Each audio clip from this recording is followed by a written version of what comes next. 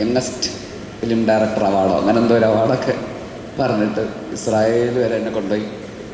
എത്രയും സ്നേഹം നിറഞ്ഞ ലോക്നാഥ് ബെഹ്റ സർ, ഷാജോൻ ചേട്ടൻ, അനിൽ സർ, പിന്നെ ഇത്രയും സ്നേഹം നിറഞ്ഞ ജോസേട്ടൻ, പിന്നെ ഇതിൻ്റെ രാജീവ് സർ, എല്ലാവർക്കും, പിന്നെ ഇവിടെ കൂടി വന്നിരിക്കുന്ന എല്ലാവർക്കും നമസ്കാരം. പുതിയൊരു ഇനിഷ്യേറ്റീവ് ഇവിടെ തുടങ്ങുകയാണ്, സിയറ ലൈഫ് സ്റ്റൈൽ എന്ന് പറയുന്നത്. ഇപ്പോൾ പറഞ്ഞ പോലെ തന്നെ കുറച്ച് ഈ അടുത്തൊക്കെ ആയിട്ട് കുറച്ച് ഹെൽത്തും ഫിറ്റ്നസ്സൊക്കെ നോക്കി ജിമ്മും വർക്കൗട്ടൊക്കെ ചെയ്യുന്നതുകൊണ്ട് എനിക്ക് ഭയങ്കര റിലേറ്റബിളാണ്. ഇപ്പോൾ ഇന്നത്തെ കാലത്തിൻ്റെ ഒരു മാറ്റവും കൂടാണ് ഈ പറയുന്ന ഫിറ്റ്നസ്. എല്ലാവർക്കും ഫിറ്റ്നസ്സിനെ കുറിച്ച് ഭയങ്കര അവയർനെസ് ഒക്കെ ഉള്ള ഒരു കാലഘട്ടം കൂടെയാണ്. ഡയറ്റും ഹെൽത്തും സ്ലീപ്പും ഒക്കെ നന്നായിട്ട് നോക്കുക, take care of your health എന്നൊക്കെ പറയുന്നത് ഇപ്പോൾ എല്ലാവർക്കും വളരെ കൃത്യമായിട്ട് അറിയാവുകയും എല്ലാവരും നന്നായിട്ട് ഫോളോ ചെയ്യുകയൊക്കെ ചെയ്യുന്ന ഒരു കാലഘട്ടം കൂടെയാണ്. അപ്പോൾ അതുകൊണ്ട് ഇത് വളരെ റെലവൻ്റ് ആയിട്ടുള്ളൊരു ഇനിഷ്യേറ്റീവാണ്.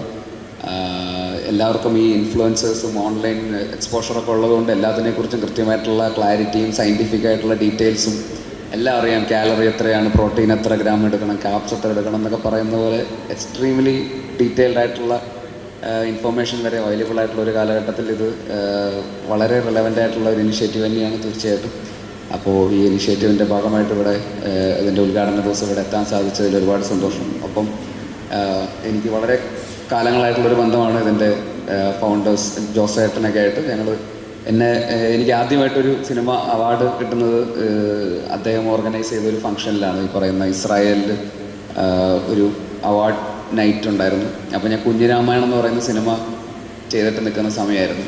അപ്പോൾ അങ്ങനെ അന്നെന്തോ ഒരു അവാർഡ് പ്രത്യേകം എനിക്ക് വേണ്ടി ഒരു അവാർഡ്, അതൊരു പേരൊക്കെ ഉണ്ടാക്കി, എന്തോ യങ്ങസ്റ്റ് ഫിലിം ഡയറക്ടർ അവാർഡോ അങ്ങനെ എന്തോ ഒരു അവാർഡൊക്കെ പറഞ്ഞിട്ട് ഇസ്രായേൽ വരെ എന്നെ കൊണ്ടുപോയി.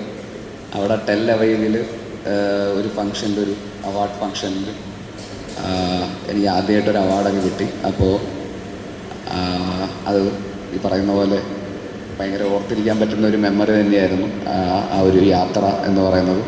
ഇസ്രായേലും ജോർദാനും ഈജിപ്റ്റും ഒക്കെ കണ്ടു.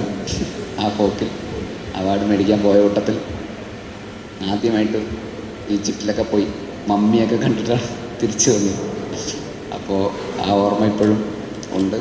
അപ്പോൾ അതോടൊപ്പം തന്നെ കുറേ കാലമായിട്ട് റോയൽ ഒമാനിയ ട്രാവൽസ് അങ്ങനെ തന്നെയല്ലേ, റോയൽ ഒമാനിയ.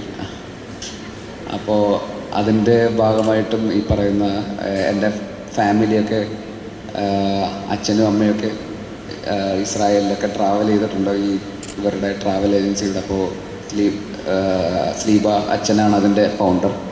അപ്പോൾ ഞങ്ങൾ ആ രീതിയിലും ഒരുപാട് കാലമായിട്ട് കണക്റ്റഡാണ്. എൻ്റെ അച്ഛനും ഒക്കെ ആയിട്ട് ഇവർ വളരെ ക്ലോസ് ആയിട്ടുള്ള ആളുകളാണ്.